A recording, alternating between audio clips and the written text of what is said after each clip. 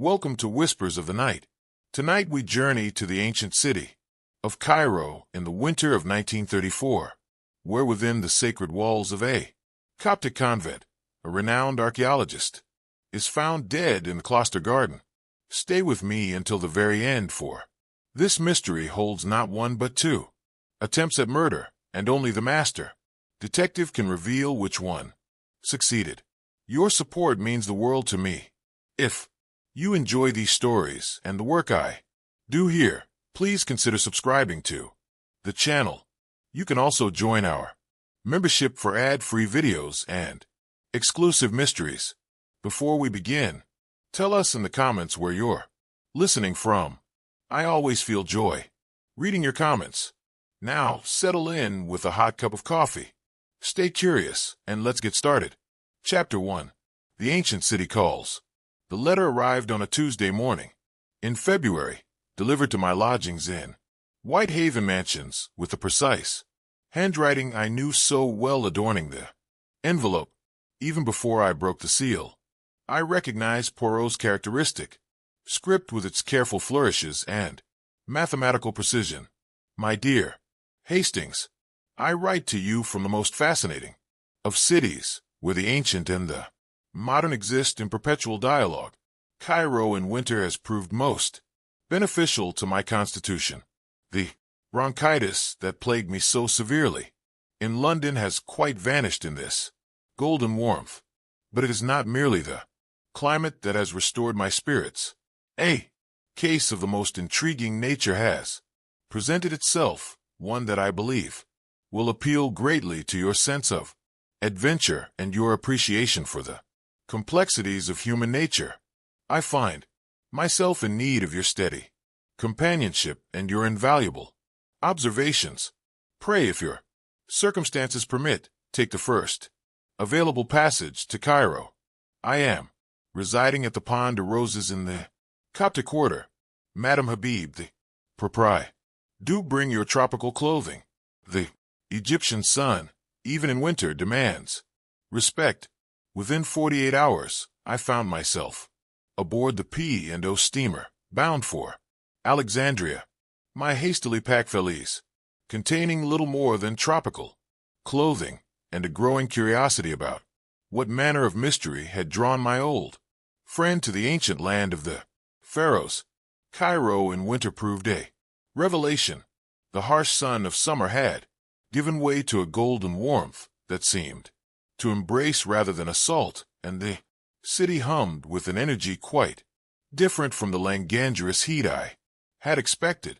The air carried scents, both familiar and exotic: coffee, spices, the dusty smell of ancient stones, and beneath it all the indefinable essence of a civilization that had witnessed the rise and fall of empires.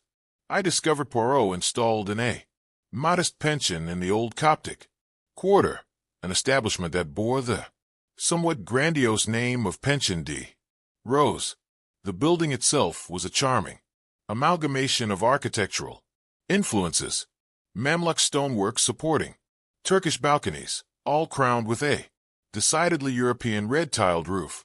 My friend occupied a corner room on the first floor, its windows offering a view across the narrow streets to where the ancient towers of Coptic churches rose like sentinels above the crowded rooftops. "Ah, Manami," Poirot exclaimed as I was ushered into his presence by Madame Habib. "Caprice, how good it is to see you. The sea voyage, it has agreed with you. I perceive you have the look of a man who has eaten well and slept soundly." Indeed, I found my friend in excellent spirits, though I noted with concern that his usually immaculate appearance showed signs of recent illness. His color, while still precise, lacked its customary military stiffness, and there was a certain fragility about his movements that spoke of a constitution recently tested. I confess, Hastings, that the English winter was proving too much for Poirot, he admitted as we settled into chairs by the window. "The bronchitis, she is a most persistent enemy. But see how the Egyptian air has restored me. Already the little gray Cells, they function with their accustomed clarity. The room itself reflected Poirot's personality. Even in these temporary quarters, his few possessions were arranged with mathematical precision upon the simple furniture. His patent leather shoes stood at perfect attention beside the bed. His brushes were aligned with military exactness upon the waistband, and even his small collection of books had been arranged according to some system, comprehensible only to their owner. "But you must tell me, Poirot," I said, settling back in my chair with a cup of the excellent Turkish coffee Madame Habib had provided, "what manner of case has drawn you to Cairo?" Your letter was tantalizingly brief. Poirot's eyes brightened with the familiar gleam that indicated his professional interest had been thoroughly aroused. "It is a matter of the greatest delicacy, mon ami. I have been approached by the Mother Superior of the convent of St. Catherine, an establishment of some antiquity and considerable reputation here in the Coptic quarter. The good sisters, they are most distressed by certain irregularities in their peaceful existence." He rose and moved to the window, gazing out over the maze of narrow streets and flat-roofed houses that stretched toward the Nile. "The convent, she is famous for her collection of ancient manuscripts, documents of great historical and religious significance. For the past year, a distinguished British archaeologist, Sir Julian Markham, has been most generous in funding the restoration of their library. His contributions have made possible the preservation of treasures that might otherwise have crumbled to dust." "A philanthropic endeavor, surely," I observed. "Where lies the difficulty?" "The question I asked myself," Poirot replied, turning back to me. "Sir Julian, he is a man of considerable reputation in archaeological circles. His work in the Valley of the Kings has brought him international recognition." Yet he paused, his green eyes thoughtful. "There are undercurrents, Hastings, tensions beneath the surface of this admirable charitable work." Through the open window came the sounds of Cairo afternoon life, the clip-clop of donkey hooves on cobblestones, the musical calls of street vendors, the distant muezzin's call floating across the ancient city. It struck me forcibly that we were in a place where the weight of history pressed close, where every stone might have witnessed dramas stretching back through countless generations. "The convent is most interesting," Poirot continued, "built upon foundations that date to the earliest days of Christianity in Egypt, yet maintained with a precision that would do credit to a Swiss clockmaker. The Mother Superior, she is a woman of formidable intelligence and unwavering devotion to her calling. Yet when she speaks of Sir Julian, I detect a note of shall we say, carefully controlled disapproval." The afternoon light slanted across the room, throwing geometric patterns upon the worn but clean carpet. Somewhere in the building below, a clock chimed the hour with a silvery voice that seemed to echo from centuries past. I sensed that my friend had only begun to reveal the complexities of the situation that awaited us. In this city, where ancient faiths and modern ambitions intersected, where sacred and secular interests often collided, it seemed inevitable that human nature would assert itself in ways both predictable and surprising. As the Egyptian twilight began to paint the sky in shades of amber and gold, I found myself eager to discover what mysteries lay hidden within the peaceful walls of St. Catherine's Convent. Chapter 2. Sacred Ground and Secular Disputes. The following morning found Poirot and myself making our way through the labyrinthine streets of the Coptic quarter, guided by the melodious chiming of church bells that seemed to drift from every direction. The convent of St. Catherine revealed itself gradually as we approached. First the weathered limestone walls rising above the surrounding buildings, then the ancient wooden gates studded with iron, and finally the peaceful courtyard beyond, where fountains played among carefully tended gardens. Observe Hastings, Poirot murmured as we paused at the entrance. How the architecture itself speaks of centuries.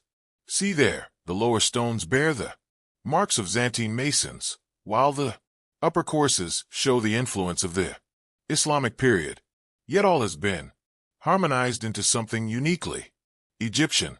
The portraitress was an elderly woman, whose weathered face bore the serene expression I had come to associate with those who have found their calling in religious life. She led us across the courtyard to a reception room where we were invited to wait. The chamber was simplicity itself, whitewashed walls, a few plain wooden chairs, and a single crucifix carved from dark wood. Yet, there was something profoundly restful about the space, as if the very stones had absorbed decades of prayer and contemplation. Presently we were joined by Mother Superior Agatha, and I confess that this formidable woman made an immediate impression upon me. Tall and erect with intelligent gray eyes that seemed to miss nothing, she possessed that quality of calm authority that marks natural leaders. Her habit was immaculate, her manner gracious yet reserved. Monsieur Poirot, she said, inclining her head slightly, I am grateful you have come, and this must be Captain Hastings, of whom you spoke. Indeed, Reverend Mother, Poirot replied with his most courtly bow. My friend has accompanied me from England. His observations have proved invaluable in previous cases. You are both welcome in our house, she said, settling herself in the chair opposite us. Perhaps you would care to see something of our community before we discuss the matters that concern us. The tour that followed provided a fascinating glimpse into the daily life of the convent. Mother Superior led us through the library where ancient manuscripts lay carefully preserved between sheets of protective cloth. Sister Mary Magdalene, the elderly librarian, looked up from her work to greet us with a gentle smile that transformed her austere features. Sister Mary has devoted 30 years to cataloging our collection. Mother Superior explained her knowledge of Coptic texts is quite unparalleled. We visited the scriptorium where two young nuns bent over their copying work with the focused attention of medieval illuminators. In the treasury, Sister Catherine, a practical-looking woman with capable hands and shrewd eyes, showed us account books that recorded the convent's careful management of its resources. I noted with interest how her gaze lingered on each artifact as she explained their history as if mentally calculating their worth. Our community is small but self-sufficient, Mother Superior explained as we walked through the herb garden.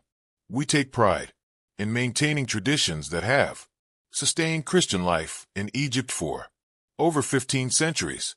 It was in the garden that I first noticed the young novice who would later prove so central to our story. Helena moved among the plants with the quiet grace of one accustomed to contemplative life, her dark eyes downcast as she tended to a patch of medicinal herbs.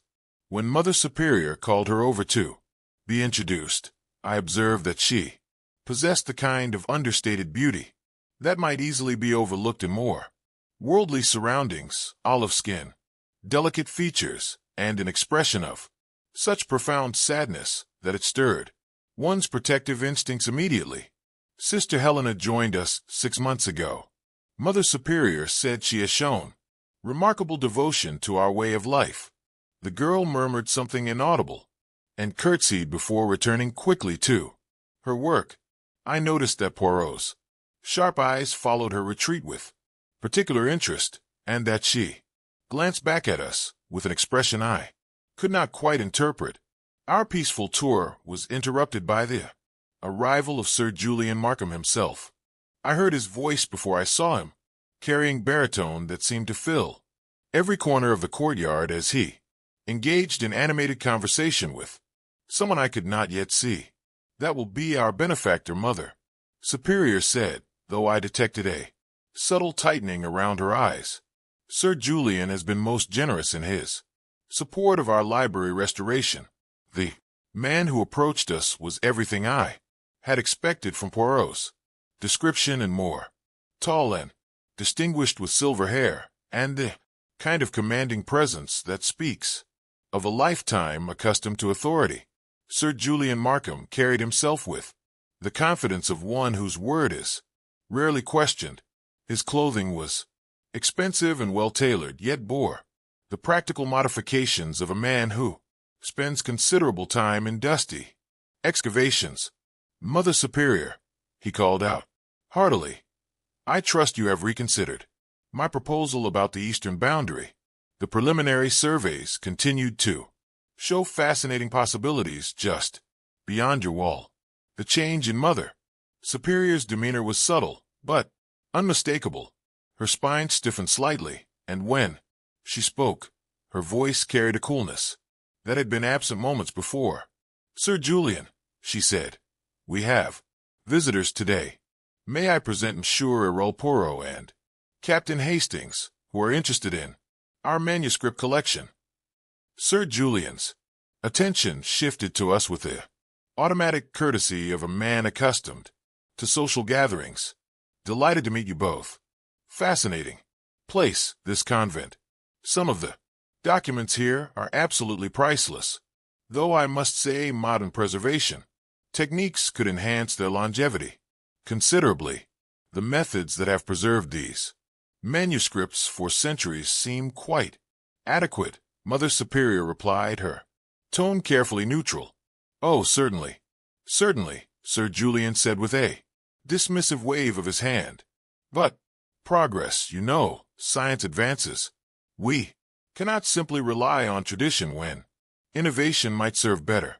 The tension in the air was palpable now, though Sir Julian seemed oblivious to it. I glanced at Poirot and saw that he was following this exchange with the focused attention of a cat watching a mouse hole.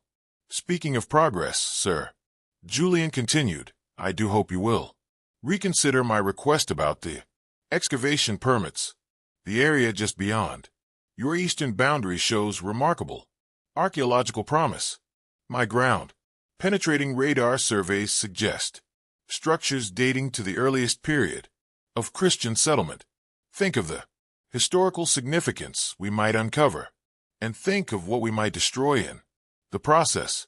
Mother Superior replied quietly, "That ground has been consecrated for over 1,000 years. Sir Julian, our sisters rest therein peace. It is hallowed earth, not merely an archaeological site."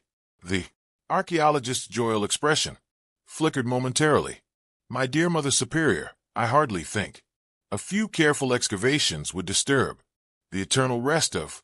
"The answer remains no," she said with quiet finality. "Some things transcend scholarly curiosity." An uncomfortable silence fell over our small group. I found myself studying the faces around me, Sir Julian's barely concealed irritation, Mother Superior's quiet determination, and in the background, young Helena, who had moved closer during the conversation, and now stood frozen among the herb beds, her face pale as limestone, and her dark eyes fixed upon Julian with an intensity that was almost frightening in its concentration. The tension was broken by the gentle chiming of a bell, calling the community to their afternoon prayers. As the nuns began to file past us toward the chapel, I noticed that several cast troubled glances in our direction, while Sister Catherine lingered for a moment, her shrewd eyes moving from Sir Julian to Mother Superior with calculating assessment. The afternoon shadows were lengthening across the ancient stones, and somewhere in the distance the eternal murmur of Cairo streets continued its age-old rhythm. Yet within these peaceful walls I sensed currents of conflict that ran deeper than mere disagreements about archaeological permits. As we prepared to take our leave, promising to return for evening vespers, I found myself wondering what secrets lay buried beneath the carefully maintained surface of this holy sanctuary. Chapter 3. Vespers and Venom. Evening settled over Cairo with the swift certainty of tropical twilight, painting the ancient stones of the convent in shades of amber and gold. Poirot and I had accepted Mother Superior's invitation to attend Vespers, that most sacred of the day's offices, when the community gathered to offer their final prayers before the embrace of night. The chapel of St. Catherine was a masterpiece of understated beauty. Byzantine arches soared overhead there, curves softened by centuries of candle light and incense. Icons gazed down from the walls with expressions of eternal compassion there, gold leaf catching and reflecting the flickering flames of dozens of votive candles. The air itself seemed thick with devotion, heavy with the accumulated prayers of countless souls who had sought solace within these walls. "Observe, Hastings," Poirot murmured as we took our places in the visitors' section, "how the very architecture encourages contemplation. See how the eye is drawn upward away from earthly concerns toward higher considerations." The community filed in with silent precision, their habits rustling softly against the worn stone floors. I counted perhaps 20 nuns in total, ranging from elderly Sister Mary Magdalene, who moved with the careful dignity of advanced years, to several young novices who had not yet taken their final vows. Among these latter, I noticed Helena, her pale face almost luminous in the gentle candle light, and Sister Catherine, whose practical demeanor remained unchanged even in this sacred setting. The service itself was conducted in the ancient Coptic language, its unfamiliar cadences adding to the sense of mystery and timeless ritual. Mother Superior led the responses with a voice that carried clearly through the vaulted space, while the community replied in harmonious unison. Even without understanding the words, I found myself moved by the evident sincerity of their devotions. It was during the preparation for the ritual communion that I first became aware of the central prop in the tragedy that was to unfold. The silver chalice was a thing of extraordinary beauty, Byzantine workmanship, if I judged correctly, with intricate engravings that told the story of Christ's Passion in miniature tableau around its circumference. Sister Catherine approached from a side chapel, carrying it with reverent care, to place upon a small table draped with white linen near the altar. "A most beautiful piece," Sir Julian whispered to me, having taken a seat nearby. "4th century, I should estimate. The craftsmanship is quite remarkable. Such pieces are beyond price." I noticed that several of the nuns glanced disapprovingly at his commentary during the sacred service, but Sir Julian seemed unconscious of their reaction. His attention was fixed upon the chalice with the professional interest of one accustomed to evaluating ancient artifacts. As the service progressed, my attention was drawn to the ritual use of incense. Helena had been assigned this duty, and I watched with growing fascination as she moved through the chapel with measured steps, swinging the ornate censer in precise arcs that sent fragrant clouds drifting upward toward the vaulted ceiling. The patterns created by the smoke were almost hypnotic, weaving intricate spirals in the still air of the chapel. Yet something about her manner troubled me. Her usual composure seemed strained, and I observed that her hands trembled slightly as she guided the censer through its prescribed motions. When she passed near Sir Julian, the smoke seemed to waver in its steady pattern, creating momentary eddies that drew my eye. From my position, I noticed that Sister Catherine, stationed near the altar, had an excellent view of the entire incense ceremony through a small window that connected the chapel to the sacristy. Beyond, Poirot, I saw, had noted this as well. His green eyes followed Helena's progress with a focused attention that indicated his professional interest had been aroused when she completed her circuit and returned the censer to its place near the altar. He leaned closer to me, most interesting the patterns made by the incense smoke, he murmured. "Air currents in enclosed spaces, they tell their own story to those who observe. With care, notice how the smoke moves differently when disturbed by sudden movement. As the service neared its conclusion, Sir Julian was invited forward as the convent's honored benefactor to share in the communion wine. The invitation was extended with perfect courtesy by Mother Superior, though I detected a certain stiffness in her manner that suggested the gesture was more duty than pleasure. The archaeologist approached the altar with evident satisfaction, clearly pleased by this acknowledgment of his importance to the community. The silver chalice was raised, blessed, and offered first to him before being passed among the sisters. I watched as he drank deeply, then returned the vessel with a slight bow before retiring to his seat.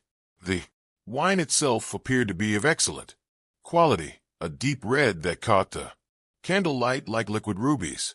I observed that Helena's eyes never left the chalice during this portion of the service, her face bearing an expression of such intense concentration that it seemed almost inappropriate for the solemnity of the moment. The service concluded with a final hymn, the Latin words rising and falling in harmonious waves that seemed to linger in the air long after the last note had died away. As the community began to file out in their customary silence, I felt that profound sense of peace that comes from witnessing genuine devotion. Sir Julian lingered after the service, engaging Mother Superior in conversation about some detail of the library renovation. Most of the community had dispersed to their evening duties, but I noticed that Helena remained in the chapel, apparently engaged in private prayer before one of the side altars. Her dark head was bowed, her hands clasped so tightly that her knuckles showed white in the candlelight. Sister Catherine moved efficiently about her duties, securing the sacred vessels and preparing the chapel for the night. I observed her careful handling of the silver chalice, noting how she cleaned it thoroughly with blessed water before carrying it toward the sacristy. Her movements were practiced and methodical, speaking of long familiarity with these evening rituals.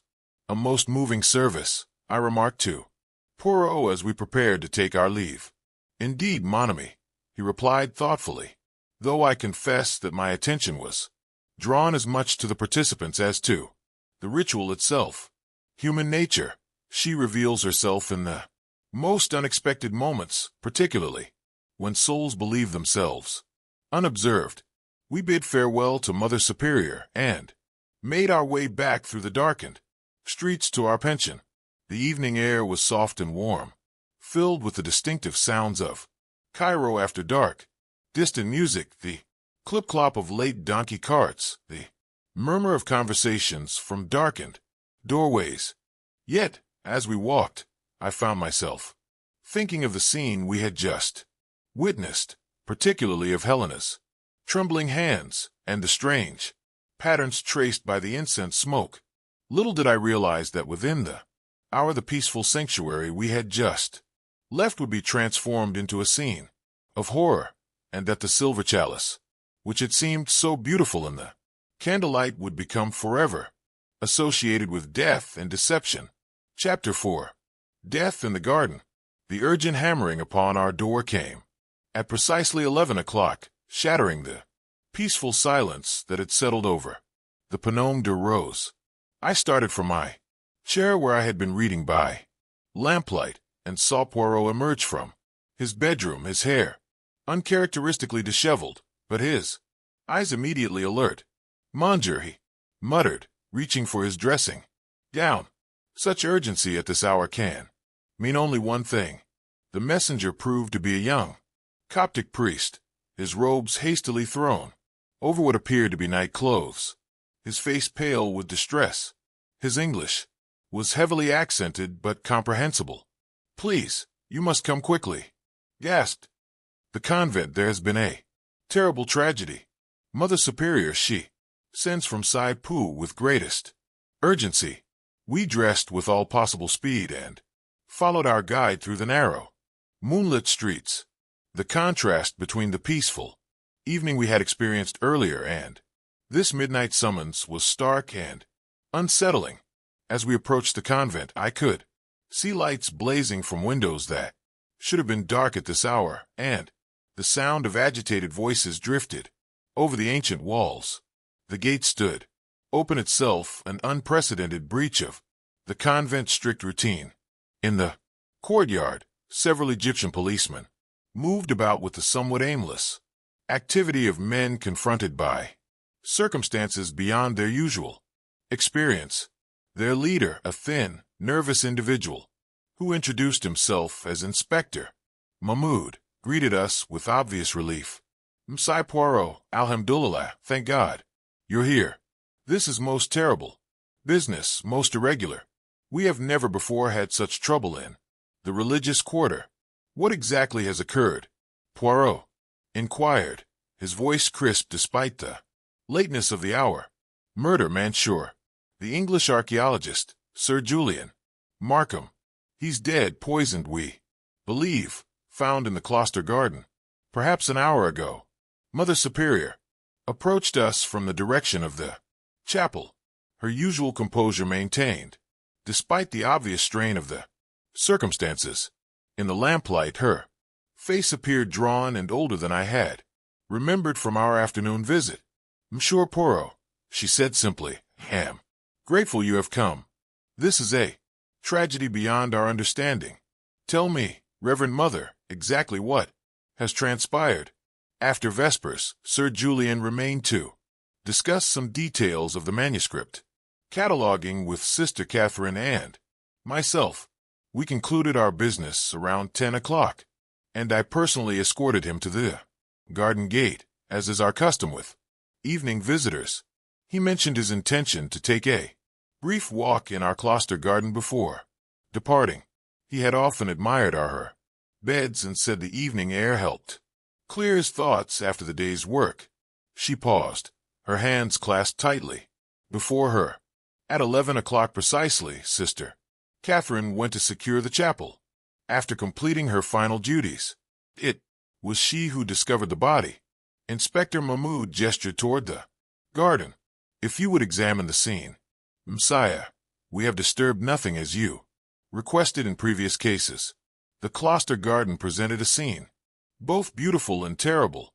Moonlight filtered through the arched walkway, casting intricate patterns of light and shadow across the carefully tended beds.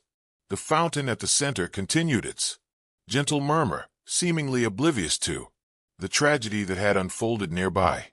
Sir Julian lay beside one of the herb beds, his distinguished features contorted in the unmistakable richness of an agonizing death. His evening clothes were disheveled, his hands clawed as if he had fought against some invisible enemy.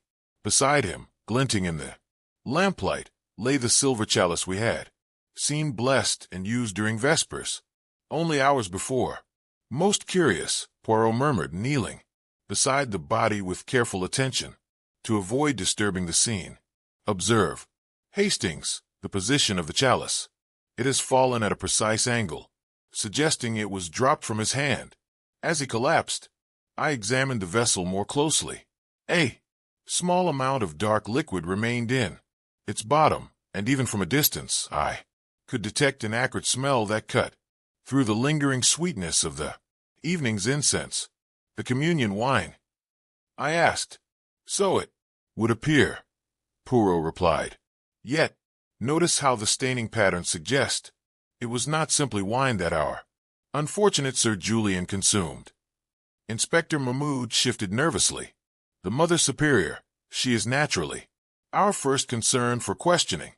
The quarrel this afternoon, it was witnessed by several persons, most unfortunate, but we must follow the evidence."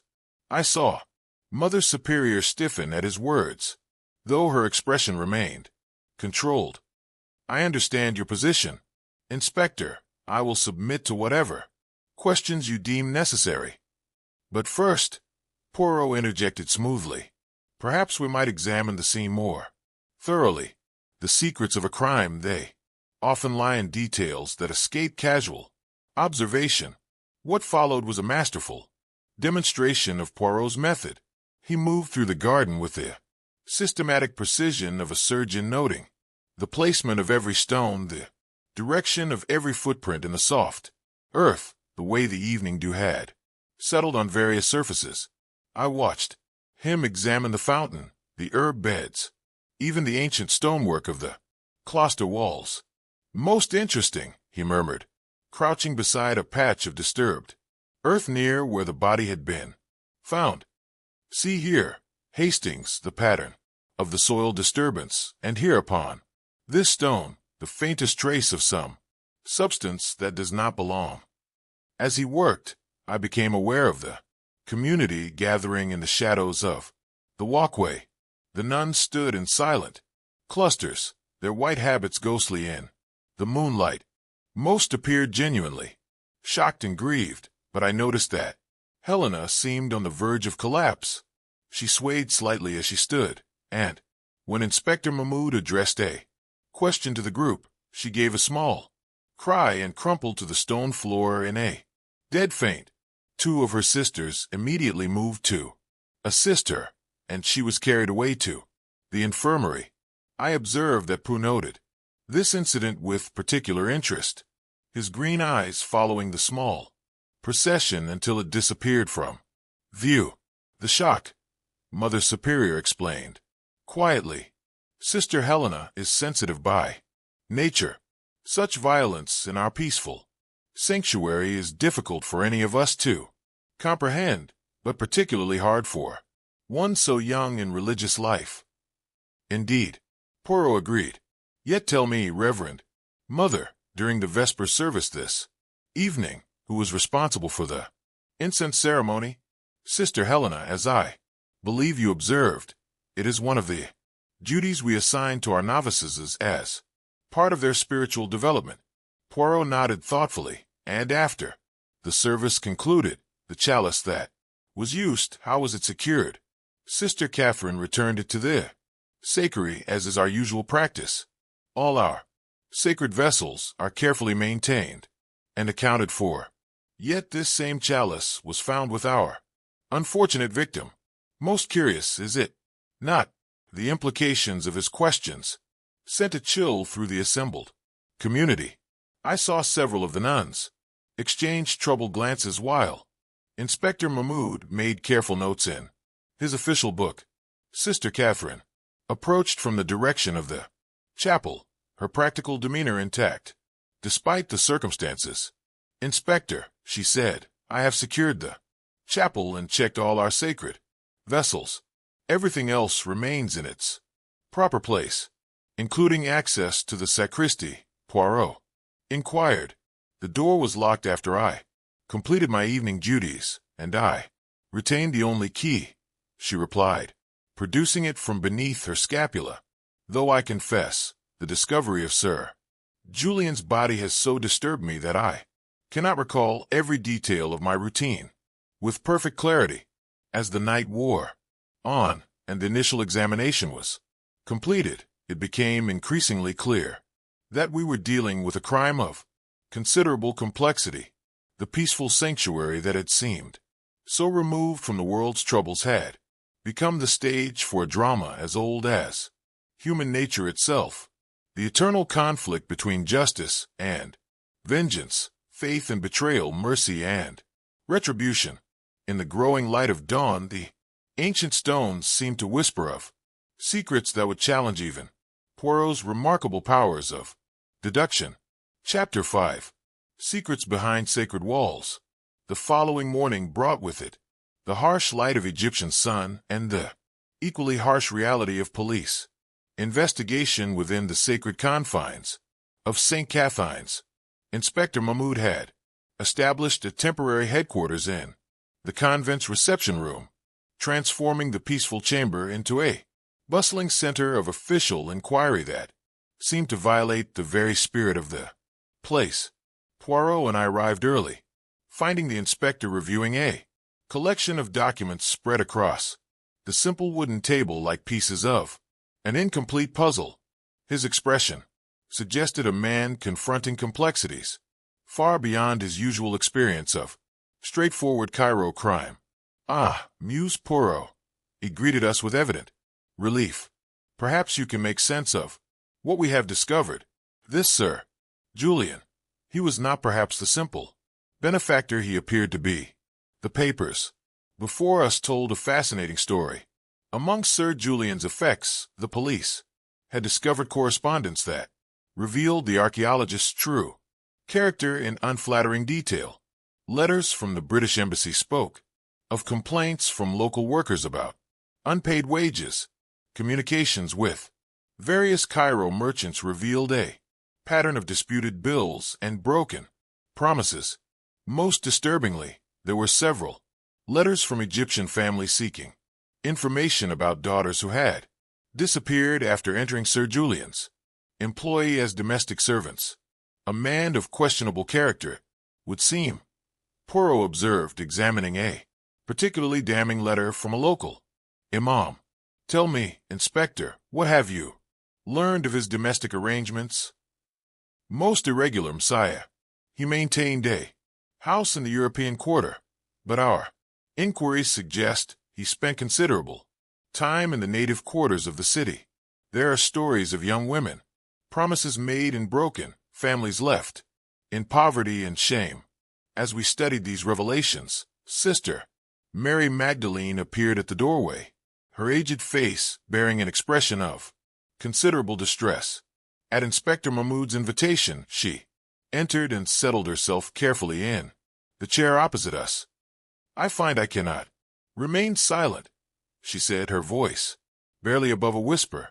The weight of knowledge has become unbearable in light of this tragedy. Rowe leaned forward with gentle attention. Please, sister, speak freely.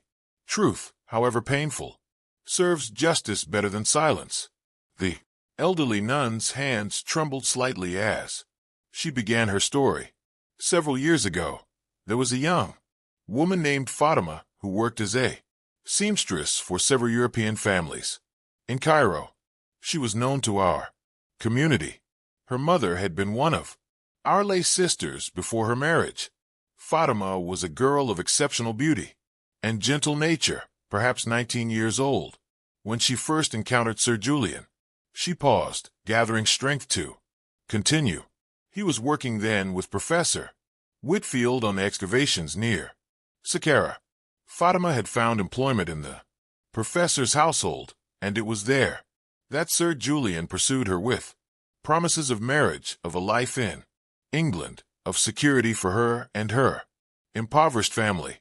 Inspector Mahmoud made careful notes as Sister Mary Magdalene continued her painful revelation. The inevitable occurred. Fatima found herself with child abandoned by Sir Julian, who had suddenly discovered urgent archaeological business in the Sudan.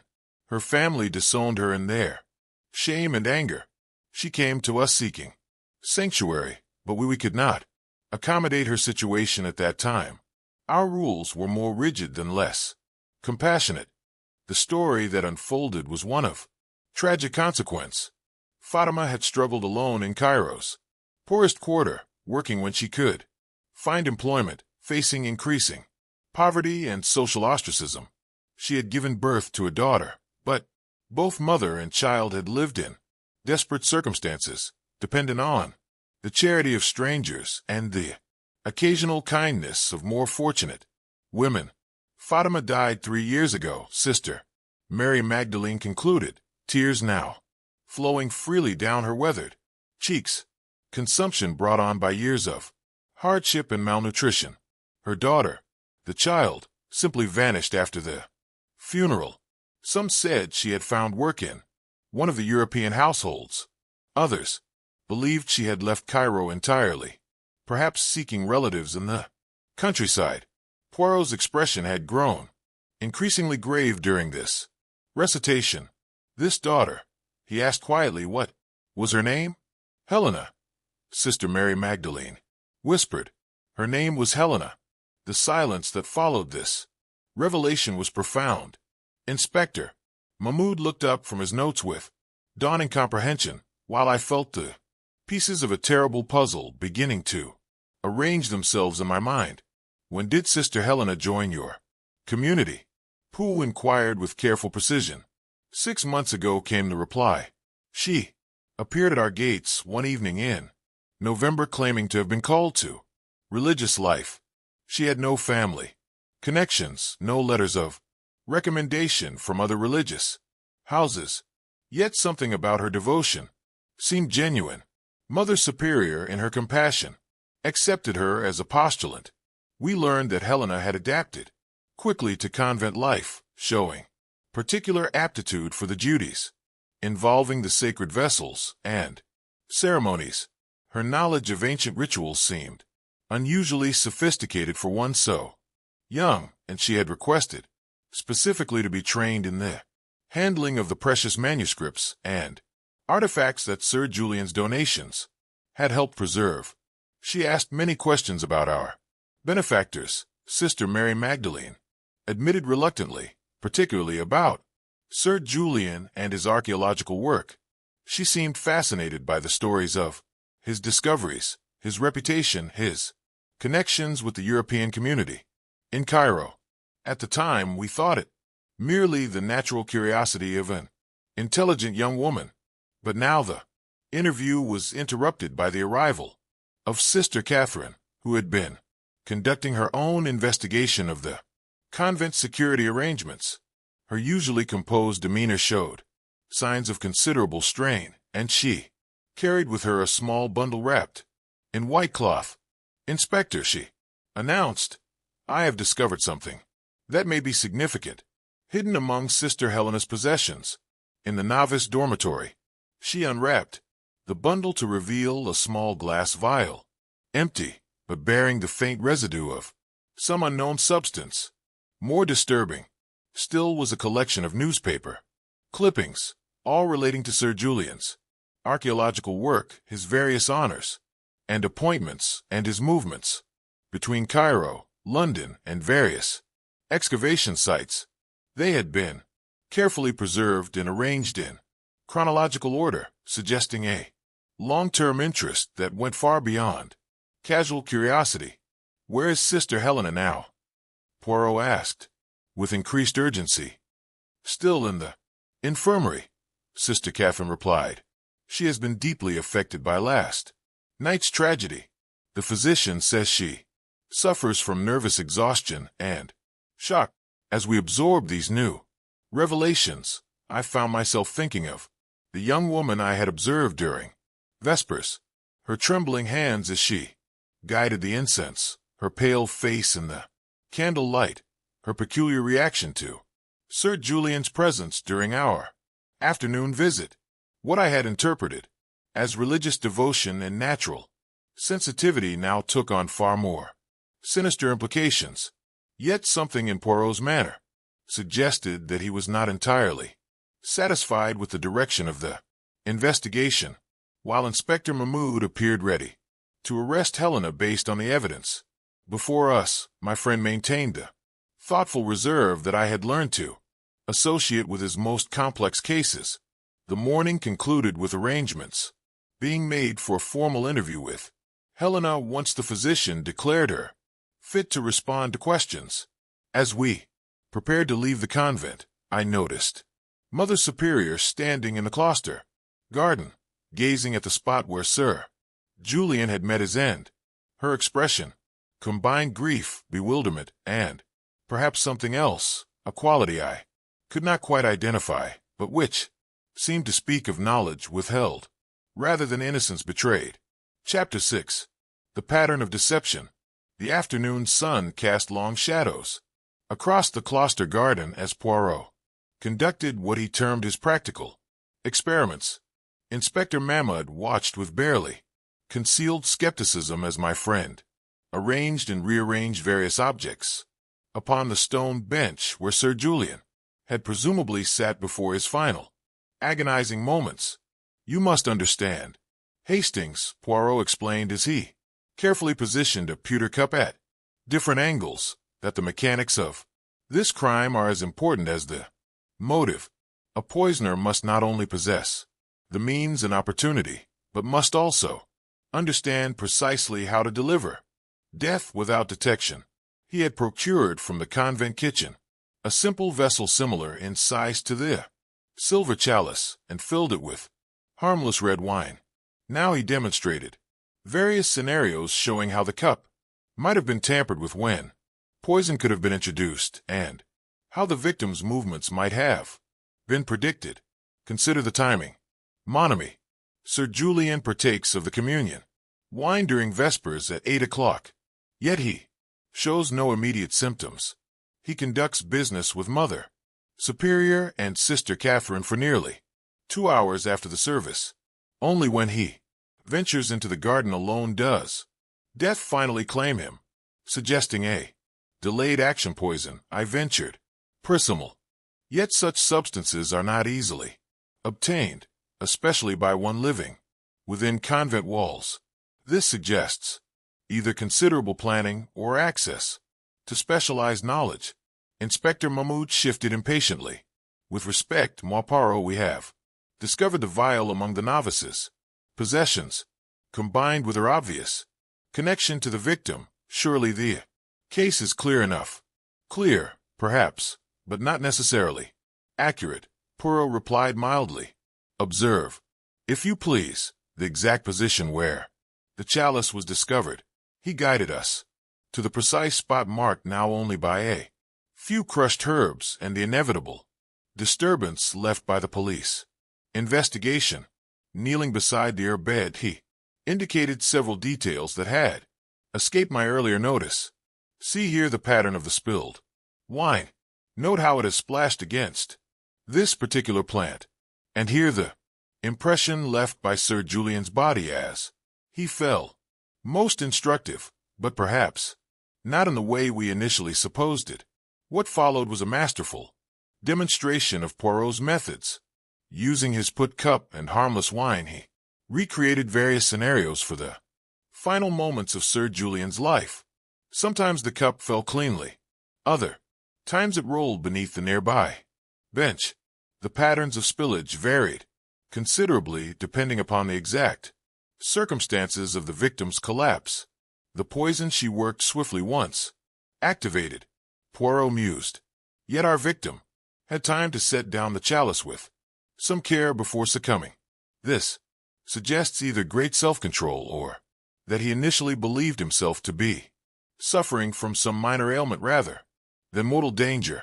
As we conducted these experiments, I became aware that we were being observed. From the arched walkway that surrounded the garden, figures in religious habits appeared and disappeared like cautious spirit. The entire community seemed poised on the edge of nervous collapse, their peaceful routine shattered by the intrusion of violent death into their sanctuary. Most notably, I observed Mother Superior herself watching from the chapel entrance. Her attention seemed divided between our activities and something else. Following her gaze, I realized she was studying Sister Catherine, who moved efficiently about her afternoon duties, but paused frequently to glance in our direction with an expression of keen interest. Helena had emerged from the infirmary and now sat on a stone bench near the fountain, ostensibly reading her breviary. The young novice appeared wan and fragile in the afternoon light, her dark hair now completely concealed by her white veil. Yet there was something in her posture, a tension that spoke of watchfulness rather than peaceful contemplation.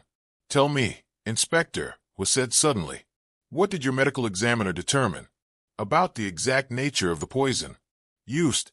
The preliminary examination suggests strychnine, though the full analysis awaits completion at the government laboratory. A most unpleasant death. The victim would have suffered considerable convulsions and pain. Intrasant strych is not subtle in its effects. The victim would have been immediately aware that something was terribly wrong. Yet Sir Julian appears to have had sufficient time to walk from the chapel to the garden, conduct his business with Mother Superior, and begin his evening stroll before the poison took full effect. This observation troubled me considerably. But surely, Poirot, if he had consumed poison during the communion service, the symptoms would have manifested much sooner. One would think so, yes. Unless, he paused, his green eyes suddenly bright with possibility. Unless the poison was not administered during the service at all. Inspector Mahmoud looked genuinely confused. But when else the chalice was used only during Vespers, then returned to the sacristy according to established routine. Was it indeed? Poirot asked softly. Or do we perhaps assume too much based on appearances and established patterns? He rose from his examination of the ground and brushed the dust from his immaculate trousers. Come, gentlemen, I believe it is time we conducted a thorough examination of the sacristy and the procedures followed for securing the sacred vessels.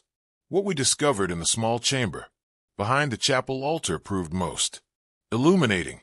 Sister Catherine, summoned to guide us, explained the careful rituals followed each evening after services. The chalice was rinsed with blessed water, dried with consecrated linen, and placed within a locked cabinet that held the convent's most precious artifacts. The key, she explained, producing it from beneath her scapula, remains always in my possession. I am responsible for the security of all our sacred vessels. Yet, as Poirot examined the cabinet with his characteristic thoroughness, I noticed something that had escaped my earlier attention. The small window that provided the sacristy's only natural light commanded an excellent view of the chapel altar and the area where the communion vessels were prepared and used during services. Sister Catherine, Poirot said carefully, on the evening in question, did you follow your usual procedures exactly? Of course, Miss Poirot, I would never vary from the established routine in such matters. And after securing the chalice, you went immediately to your evening duties. Well, she hesitated slightly. I did remain briefly to complete some inventory work for our records, perhaps 15 or 20 minutes, no more. The manuscripts donated by Sir Julian require careful cataloging, during which time you remained here in the sacristy. Yes, working at this very table.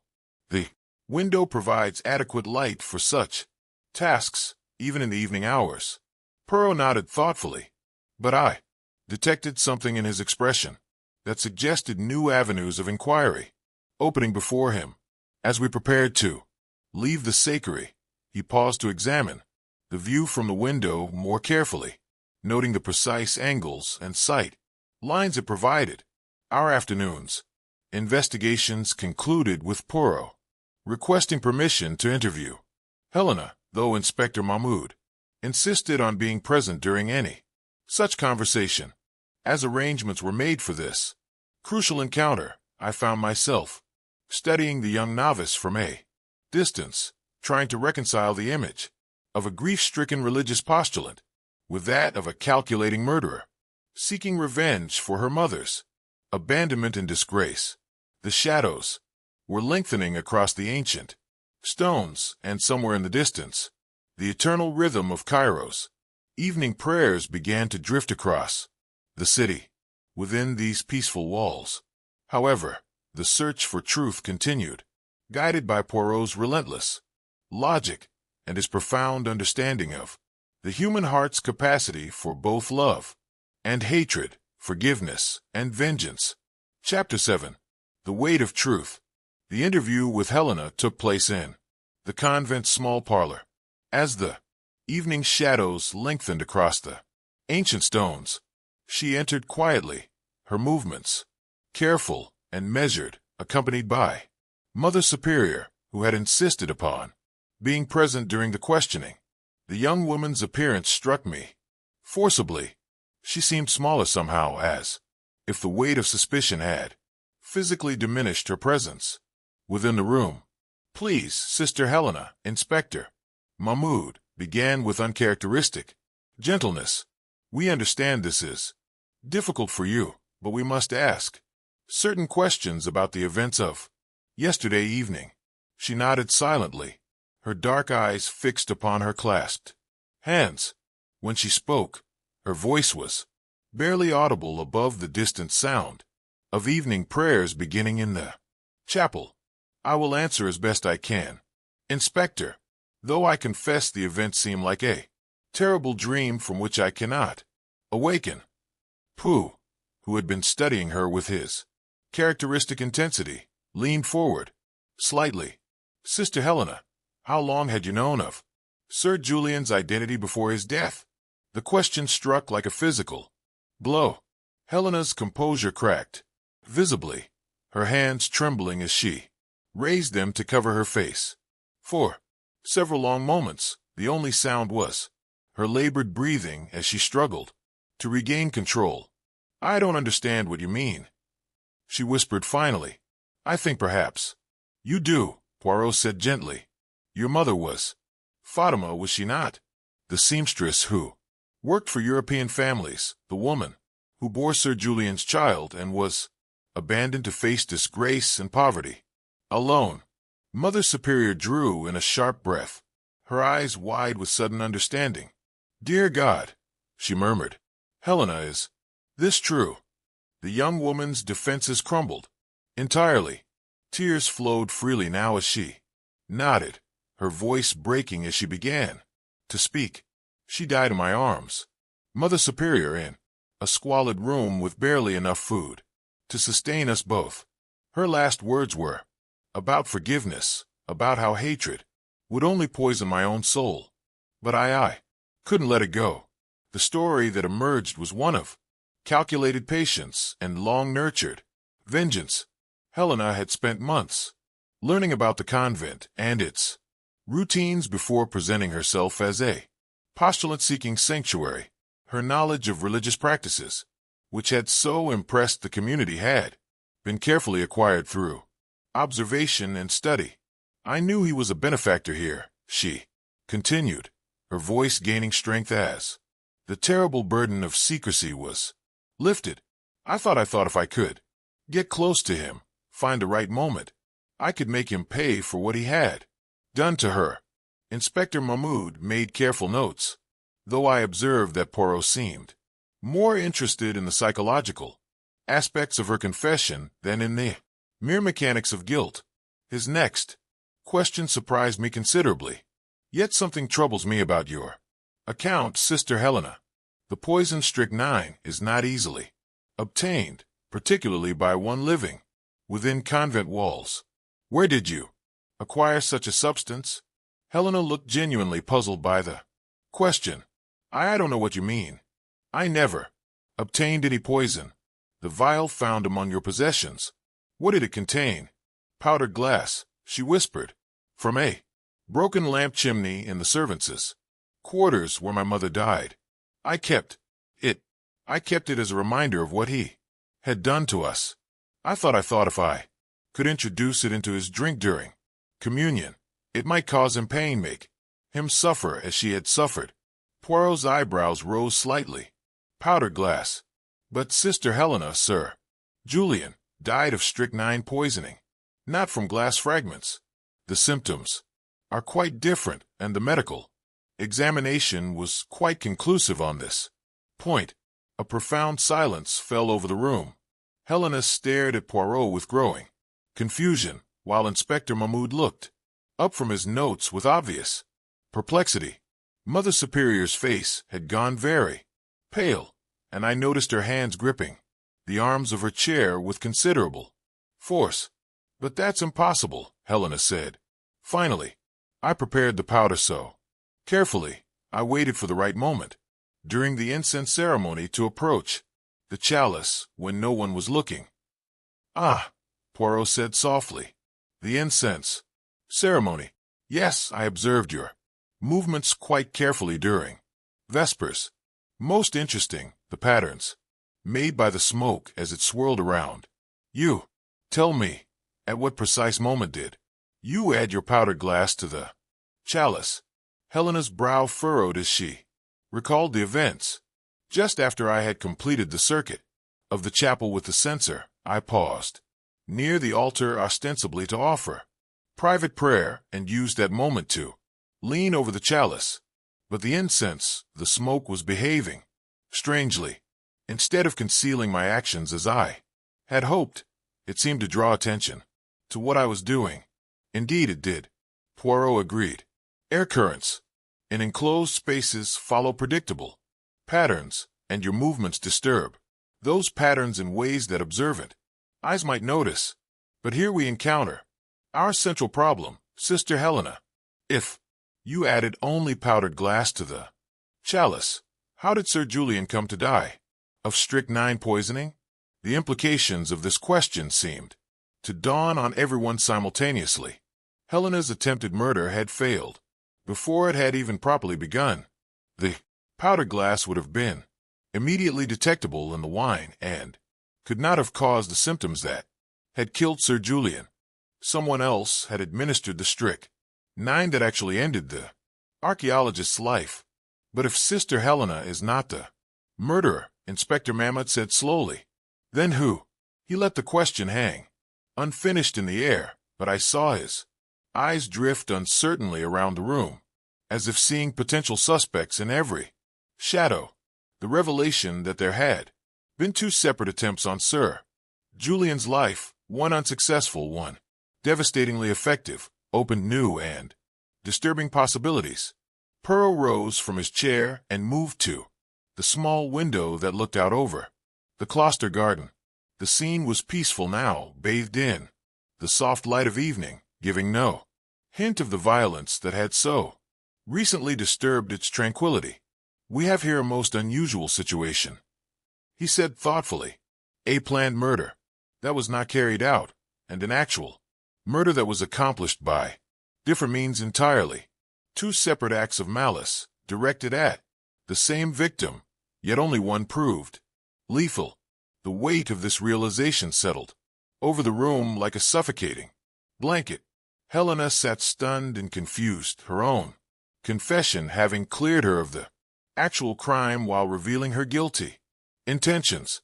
Mother Superior's face reflected a growing understanding that the true murderer remained hidden among her community, protected by the very sanctity that should have made such evil impossible.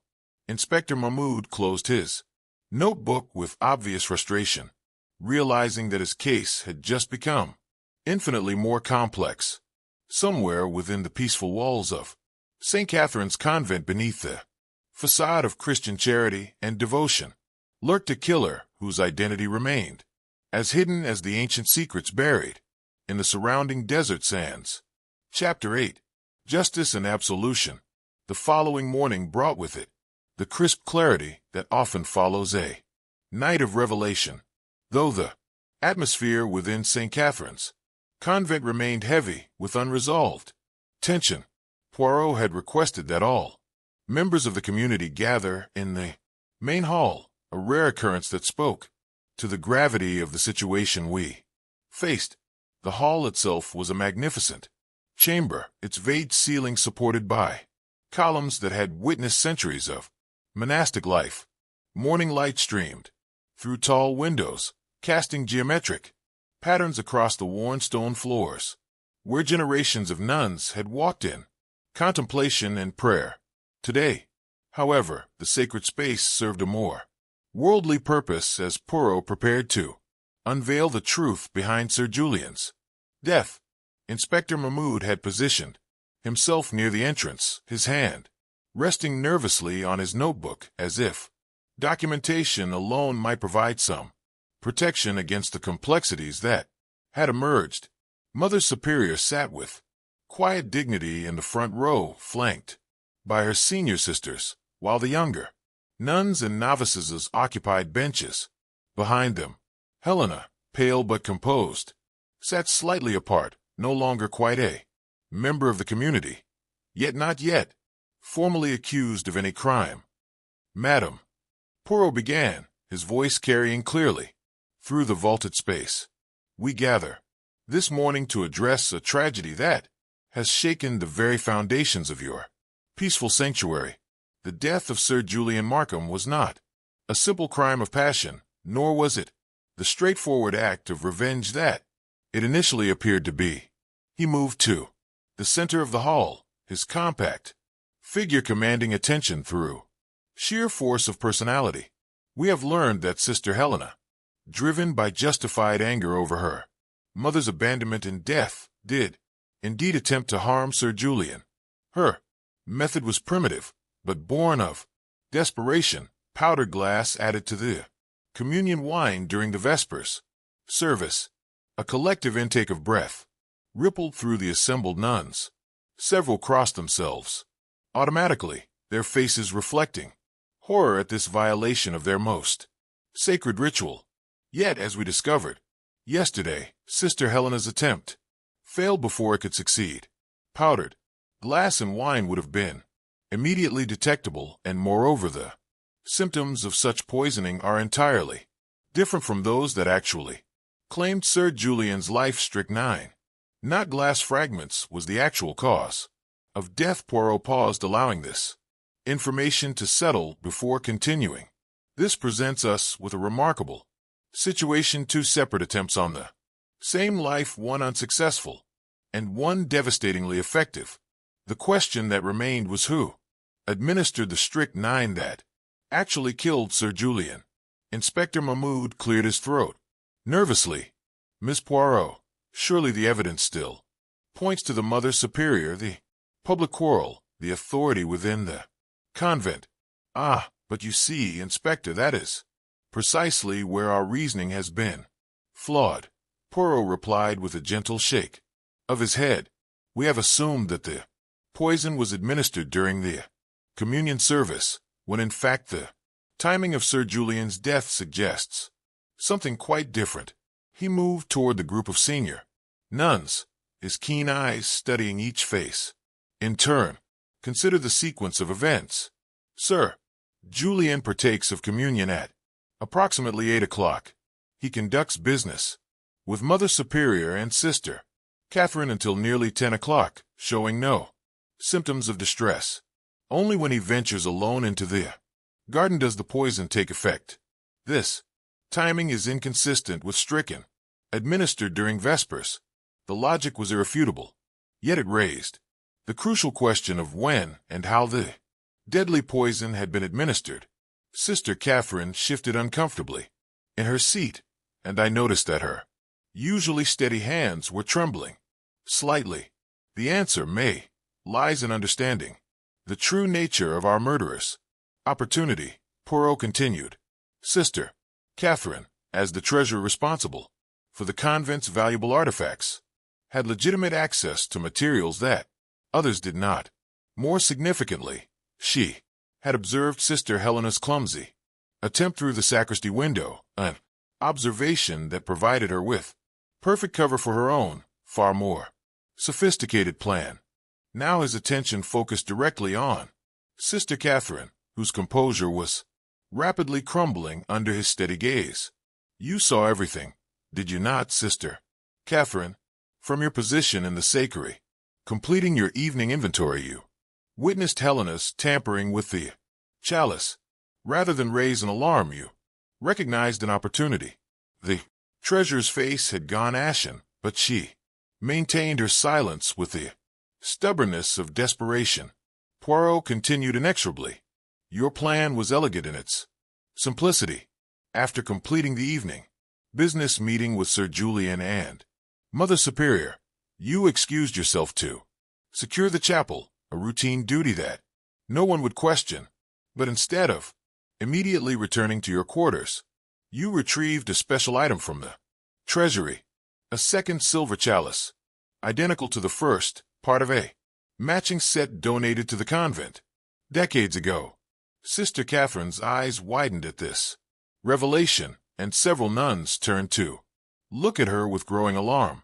You prepared this second chalice with a lethal dose of strychnine easily obtained from the supplies you maintained for pest control in the manuscript storage areas. The poison, dissolved in a small amount of wine, would be virtually undetectable in the ornate silver vessel. But how, Inspector Mahmoud interrupted, could she have gotten Sir Julian to drink from it? Poirot smiled grimly. That, Inspector, was perhaps the most clever aspect of her plan.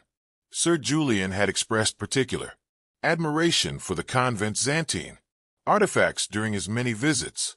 Sister Catherine approached him in the garden with the second chalice, claiming it was a newly discovered piece from the treasury that she wished to show him, a secret treasure not yet catalogued, requiring his expert authentication.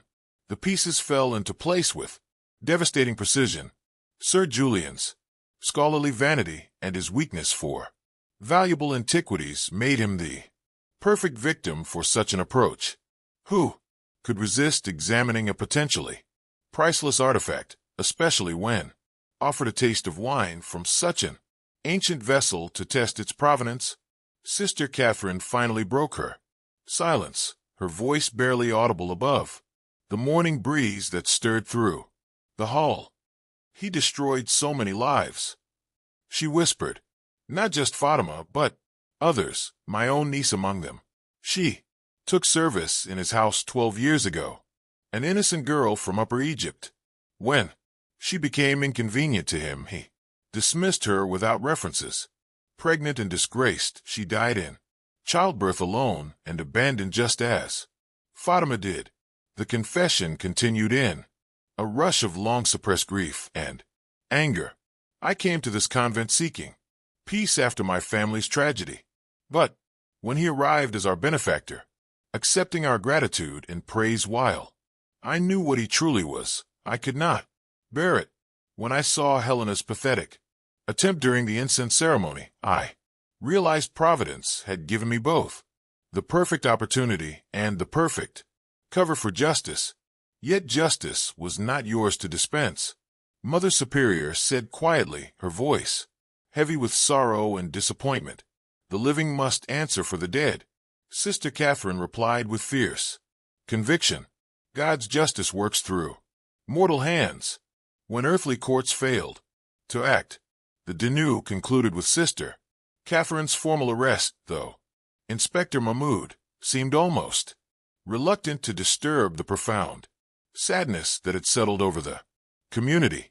Helena, cleared of the actual murder, though guilty of intent, faced a different kind of judgment, that of the religious community she had sought to deceive, and ultimately her own conscience.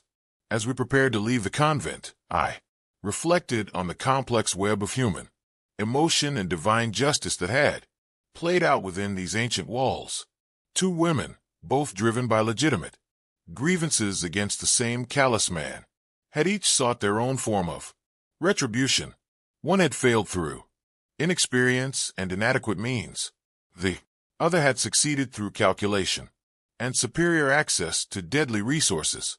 Poirot walked beside me in thoughtful silence as we made our way through the narrow streets back to our pension.